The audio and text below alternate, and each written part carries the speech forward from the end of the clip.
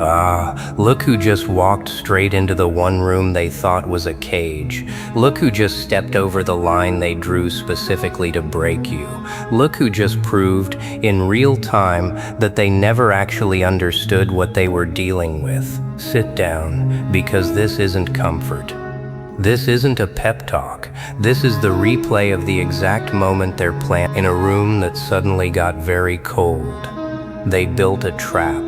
Not a small one, not a careless one, a patient one, engineered over weeks, maybe months, designed with one single purpose: to catch you small, to catch you weak, to catch you exactly where they assumed you'd always be.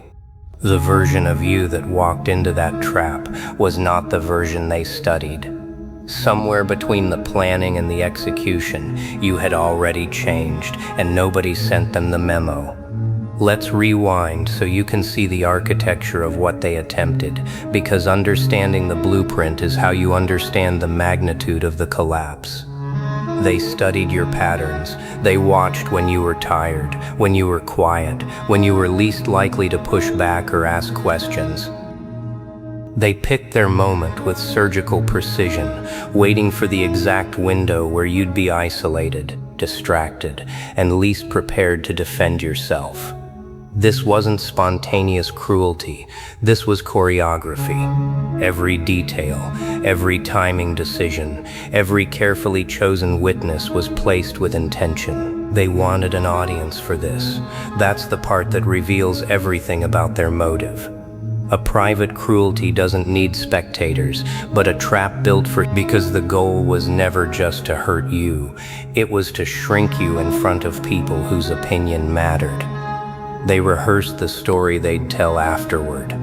They already had the narrative ready, the version where you'd be the cautionary tale, the object lesson, the name people would say quietly with a knowing look for years to come. They were that confident. That's how sure they were. And then it happened. The exact scenario they'd rehearsed 100 times in their heads finally arrived, and for one single second, everything unfolded on schedule. You walked in exactly where they wanted you. The setup was flawless. The stage was set precisely as designed. But a trap only works if the thing you're catching behaves the way you predicted. And you didn't. You didn't flinch the way they expected. You didn't scramble, didn't panic, didn't reach for the old defensive habits they'd built their entire plan around exploiting. Instead, something in your face shifted, something they had never seen before because it had never existed before, at least not where they could see it. Not fear, not confusion, recognition.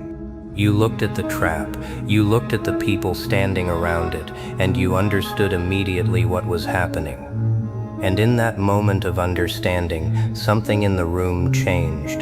The confidence on their faces started to crack at the edges, the way ice cracks right before it gives way completely beneath the weight it was never built to hold. Here's what they missed while they were busy planning your downfall. While they were rehearsing their victory speech, you were somewhere else entirely, doing the quiet, unglamorous, invisible work of becoming someone they had no reference point for. Nobody films that part. Nobody claps for it. You spent nights they'll never know about, rebuilding the parts of yourself that used to be vulnerable to exactly this kind of ambush. You studied your own weaknesses with more discipline than they studied your habits. You closed the gaps. You reinforced the foundation. You became someone who could not be caught off guard the same way twice. That's the piece missing from their entire strategy. They built a trap for the person you used to be, using information that expired the moment you decided to change. They were working from an outdated file, a photograph of someone who no longer exists, and they never once considered updating their intelligence. So when the trap sprung and they expected the old reaction, the old collapse, the old scramble for approval, they got something entirely different instead. They got stillness. They got clarity. They got a version of you that looked at their carefully built cage and simply stepped through the bars like they were never even there.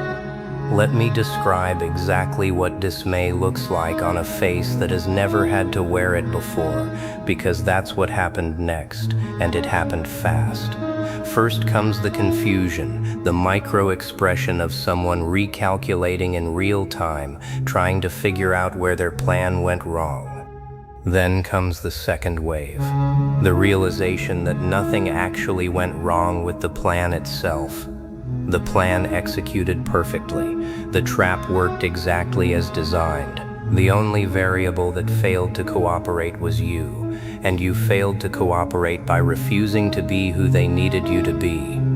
Then comes the part that really unsettles them, the part that they realize the witnesses they gathered to watch your humiliation just watched something else entirely. They watched your composure.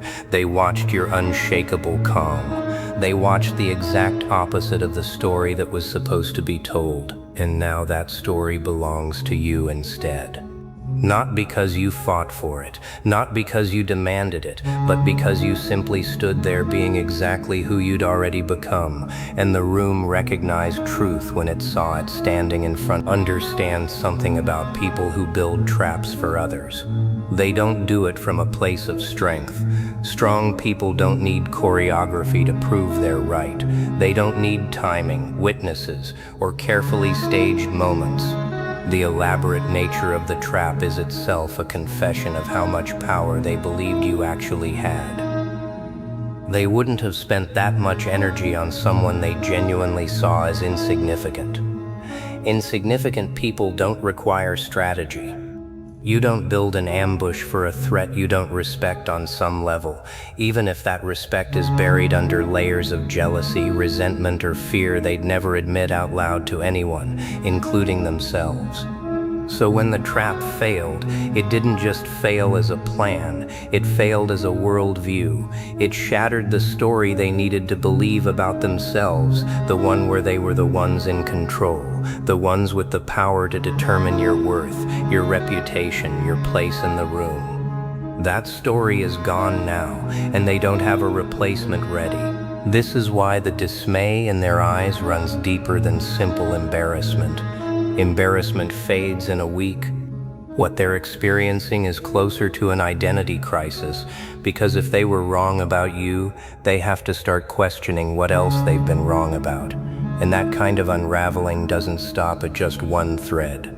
Let's be precise about what actually took place, because the word Titan gets thrown around loosely, but it means something specific here. A Titan isn't someone who was never hurt. A Titan is someone who took the exact material that was supposed to destroy them and used it as raw material for construction instead. Every slight you absorbed in silence became data. Every betrayal you didn't react to publicly became a lesson filed away for later use. Every moment you were underestimated became fuel for a version of yourself that would eventually walk into a room and refuse to shrink on command, no matter how well designed the trap around you happened to be. This didn't happen overnight, and it definitely didn't happen because someone gave you permission. Titans are not built through validation. They're built through the accumulated weight of every moment nobody was clapping. Every night the work happened in silence. Every decision to keep going even when quitting would have been easier and far less lonely. So when they set that trap, they weren't catching the person who absorbed those wounds. They were catching the finished product of everything those wounds forced you to become. And a finished product doesn't collapse under pressure the way raw material does. It holds its shape.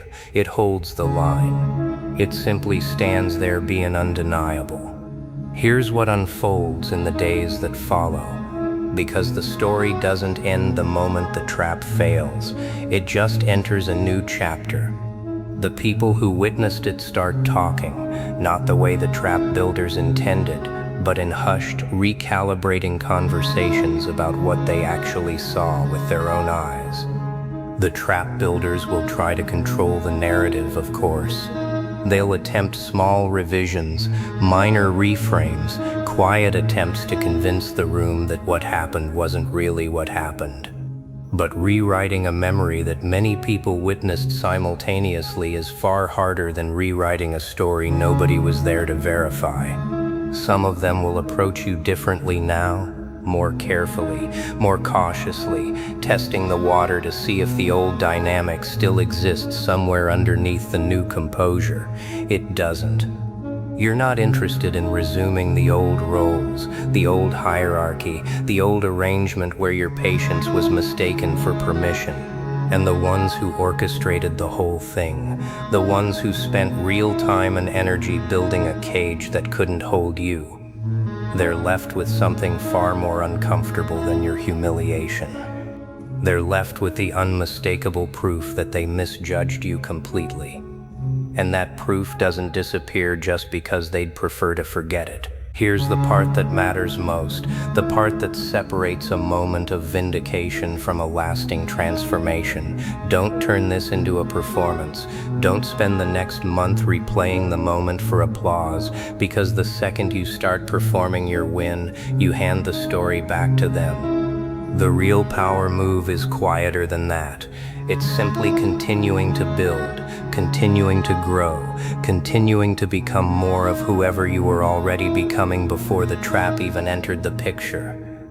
Their failed plan was never the destination. It was just one data point confirming you're on the right path.